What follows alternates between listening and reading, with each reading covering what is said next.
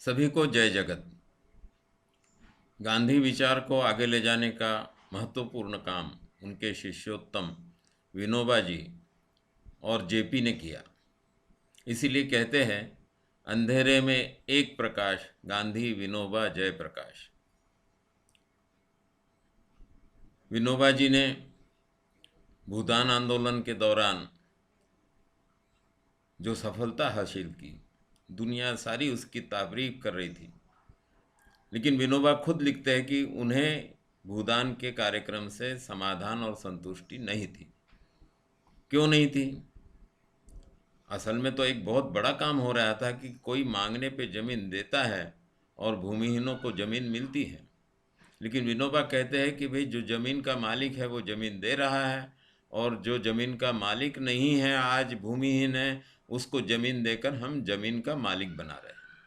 व्यक्तिगत मालकियत की बात तो बनी रहती है, और इसीलिए ये व्यक्तिगत मालकियत को बनाए रखने वाली जो भूदान वाली परिस्थिति है, उसमें कोई क्रांतिकारी तत्व नहीं है, और इसीलिए उनको संतुष्टि नहीं है, समाधान नहीं। तो 1952 में उत्तर प्रदेश में जब भूदान आंदोलन का काम चल रहा था, तो मंगरोठ नाम का एक गांव सामने आया, जिसने पूरे गांव की ज़मीन के मालिकों ने खुद अपनी ज़मीन की मालकियत को छोड़कर ग्रामदान की घोषणा की। ये देश का पहला गांव बना जो उसने ग्रामदान को घोषित किया। और विनोबा कहते हैं कि पहली बार उनको समाधान हुआ कि एक ऐसा कार्यक्रम हाथ में आया है जिसमें बहुत असीमित संभावनाएं उसके अंदर है। इसीलिए उन्होंने कहा कि ग्रामदान यह हिंसा विरोधी, दंड निरपेक्ष तीसरी शक्ति बनाने वाला कार्यक्रम है। और वो कार्यक्रम जब सामने आया और उसके ऊपर काम शुरू हुआ, तो 1954 में बोध गया के सर्वोदय सम्मेलन में विनोबा जी और जेपी दोनों ने इस ग्रामदान पर आधारित अहिंसक क्रांति के लिए अपने जीवनदान की घोषणा की। सर्वोदय की धारा में ये बहुत महत्वपूर्ण कार्यक्रम अपरिमित संभावनाओं के साथ शुरू हुआ। लेकिन बड़ी दुर्भाग्य की बात है कि बाद में सर्वोदय के लोगों ने इसकी तरफ ध्यान नहीं दिया। कई गांव सामने आए जिन्होंने संकल्प लिया, लेकिन उनकी पुष्टि ना हो सकी। फिर भी जिनकी पुष्टि हुई, जिनको पंजीकृत किया गया, उनकी संख्या 3932 है। ये कम नहीं है कि जो मालिक है वो खुद कह रहे हैं कि हम ज़मीन की मालकियत खत्म कर कर अब इस ज़मीन का कोई मालिक नहीं होगा, प्रबंधन ग्राम सभा करेगी, गांव का ज़मीन पर नाम ग्राम सभा का होगा। ये एक बहुत बड़ी क्रांतिकारी घटना की संभावना जिससे पैदा हुई थी, उस तरफ सर्वोदय की धारा का ध्यान नहीं देना एक दुर्भाग्यपूर्ण बात है। लेकिन फिर भी जो पंजीकृत गांव थे वो अपने स्तर पर जमीनी कार्यकर्ता जो वहाँ पे थे, उनकी जितनी क्षमता थी उसके बल पर ये गांव अभी भी टिके हुए हैं, कार्यरत है। लेकिन उसकी तरफ ध्यान देना होगा। और दूसरी तरफ जो दुनिया रास्ता खोज रही है, क्योंकि दुनिया भी मानती है, दुनिया में इसके पहले भी चिंतकों ने माना है, और ख़ास करके मार्क्स, एंजल और स्त्रीवादी सोच में विचारधारा में रहने वाली, विचार करने वाली अनेक विदुषियों ने इस चीज़ की पुष्टि की है कि विषमता पर आधारित, फिर वो विषमता किसी भी आधार पर हो, जाति के आधार पर हो, धर्म की, वर्ण की, लिंग के आधार पर विषमता हो, वो सारी विषमताओं का और पितृसत्ता व्यवस्था का भी एक बड़ा आधार अगर कोई है तो व्यक्तिगत मालकियत को मान्यता है। और जब तक ये व्यक्तिगत मालकियत को समाप्त करने वाला, लोक अभिक्रम से शुरू होने वाला कार्यक्रम ना हो, ये नहीं हो सकता। कोई केंद्रित सरकार, कोई तानाशाह इसको कर देगा, कोई कल्याणकारी व्यवस्था व्यक्तिगत मालकियत का काम समाप्ति कर देगी, ये संभव नहीं है। ये दुनिया का अनुभव दिखा रहा है, क्योंकि ये प्रयोग हो चुका है। व्यक्तिगत मालकियत नहीं रहेगी तो राज्य की मालकियत रहेगी। इसका प्रयोग और खतरनाक साबित हो चुका है। तो जिसमें लोगों की अहिंसक ताकत के आधार पर यह व्यवस्था परिवर्तन का काम खुद लोग कर सकें, लोक शक्ति के आधार पर ये काम हो, ऐसे कार्यक्रम की संभावना ग्रामदान में है।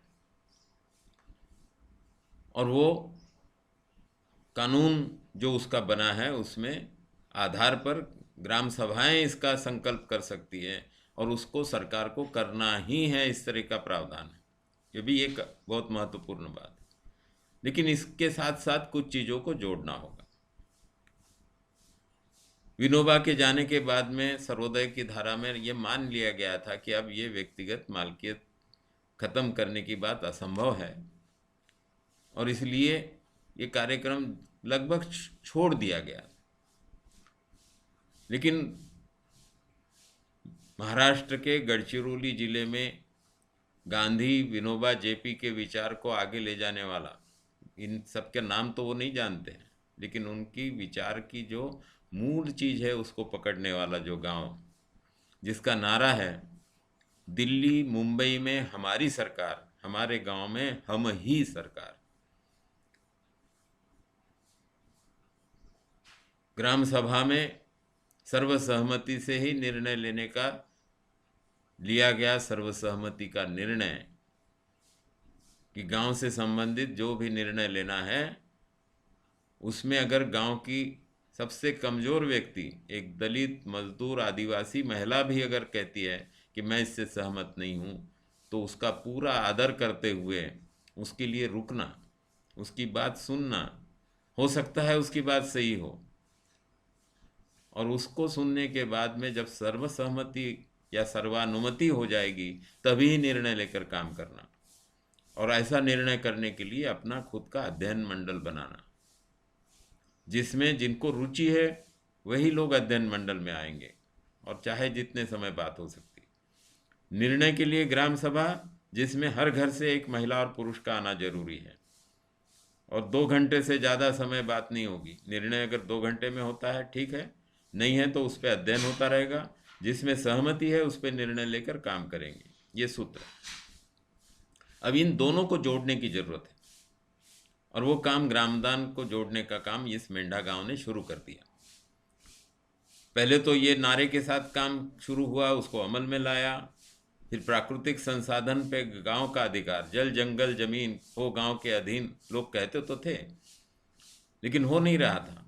वन अधिकार कानून बन गया, सामुदायिक वन अधिकार का प्रावधान था, लेकिन किसी ग्राम सभा को उसकी मान्यता नहीं मिल रही थी। मेंढा गांव ने अध्ययन के साथ में ऐसा दावा तैयार किया कि 1800 हेक्टेयर वन जमीन पर ग्राम सभा मेंढा लेखा का दावा मान्य करना पड़ा सरकार को। और वो जंगल जिसके ऊपर जीवन निर्भर है इनका, उन गांव के लोगों के हाथ में इसको प्रबंधन के लिए शासकीय कानून के द्वारा सौंप दिया गया। और एक नया प्रयोग वहाँ शुरू हुआ कि जंगल पूरे गांव का, किसी की व्यक्तिगत मालकियत नहीं है। अब खेती की जमीन जो है उसमें व्यक्तिगत मालकियत थी और व्यक्तिगत मालकियत के कारण ग्राम सभा कमज़ोर थी। गांव के लोगों ने उस पर सोचना शुरू किया और फिर इस ग्राम सभा को और मजबूत करने के लिए अपनी खेती की ज़मीन पर जो मालकियत है उसको ख़त्म करने का काम ग्रामदान के माध्यम से उन्होंने निर्णय लेकर सर्वसहमति से किया। 2013 में राजपत्र में, सरकारी गैजेट में उसकी घोषणा हुई और एक ताकत लेकर ग्राम सभा आगे बढ़ रही है। अब ये जो काम मेंढा लेखा ने किया है, राज्य में और केंद्र में हमारी सरकार, हमारे गांव में हम ही सरकार, ग्राम सभा में सर्वानुमति से निर्णय और उसके लिए अध्ययन मंडल, ये चीज़ें अगर जुड़ती हैं ग्रामदानी गांवों के साथ में तो कार्यक्रम अधिक परिपूर्ण होकर आगे बढ़ता है। और फिर एक रास्ता निकलता है कि जिसमें लोग अपने अभिक्रम से अपनी मालकियत को खत्म कर समता पर आधारित अहिंसा मूलक समाज की निर्मित का काम कर सकते हैं। और ये करने के लिए आगे बढ़ने का काम युवाओं को करना होगा और उसमें ग्रामदान सिर्फ ग्रामीण क्षेत्र के जमीन का मसला रहकर नहीं चलेगा, क्योंकि क्रांति का काम करना है तो सिर्फ किसान करेंगे और शहर में रहने वाले लोग सारा अपने व्यक्तिगत मालकियत का उपभोग करेंगे, तो ये व्यवस्था बदलने वाली नहीं है। तो विनोबा ग्रामदान आंदोलन के आखिरी समय में बार बार कहते थे कि शुरुआत भले ही खेती की जमीन की मालकियत से ये हुई है, लेकिन इस ग्रामदान का विचार का मूल चीज जो है वो व्यक्तिगत मालकियत को खत्म करना है और प्राकृतिक संसाधन पे किसी की मालकियत ना हो और प्रबंधन वहाँ की ग्राम सभा या मोहल्ला सभा के हाथ में हो।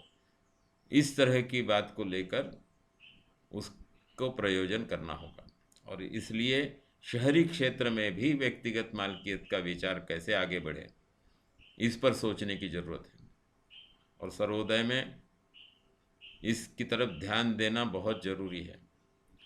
और उससे भी ज़्यादा महत्वपूर्ण ज़रूरी है कि जिनका भविष्य अंधेरे में है आज, ऐसे युवाओं का गरीबी बेरोजगारी की समस्याओं से वो झुलस रहे हैं। आज कोरोना की स्थिति में बेरोजगारी की समस्या एक गंभीर रूप ले चुकी है और भविष्य में युवकों की सबसे महत्वपूर्ण अगर कोई समस्या होगी तो ऐसा सम्मानपूर्वक रोजगार कि जो सभी को गारंटी के रूप में प्राप्त हो, मौलिक अधिकार हो उनका, ऐसी व्यवस्था की आवश्यकता है और वो बनाने की काम में ग्रामदान और प्राकृतिक संसाधन पे गांव का अधिकार, जल जंगल जमीन पे गांव का अधिकार, क्योंकि पानी भी एक महत्वपूर्ण संसाधन है और वो पानी जुड़ा है जंगल से और जंगल, पानी और मिट्टी सब एक दूसरे से जुड़े हैं। तो इस तरह से एक समग्र रूप में प्रकृति को देखते हुए और एक प्रकृति का अविभाज्य अंग के रूप में मनुष्य को देखते हुए गांव पर आधारित और मोहल्ले, शहर अगर है तो मोहल्ले पर आधारित व्यवस्था की दिशा में आगे ले जाने वाले कार्यक्रम के रूप में ग्रामदान का एक बहुत महत्वपूर्ण उसमें हिस्सा है। और इसी कारण विनोबा ने इस ग्रामदान को कहा है कि ग्रामदान ये गांधी विचार का प्राण तत्व है।